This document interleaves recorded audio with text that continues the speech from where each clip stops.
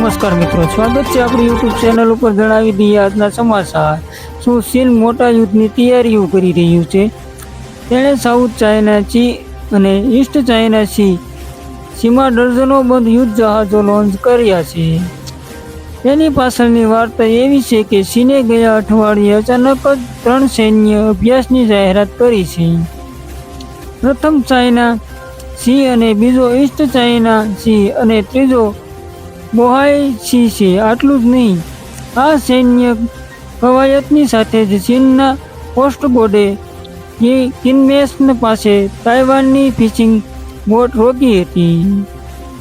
જ્યારે તાઇવાને 3 બચાવ બોટ મોકલી ત્યારે ચીનના કોસ્ટગાર્ડે તેને પણ બ્લોક કરી દીધા હતા।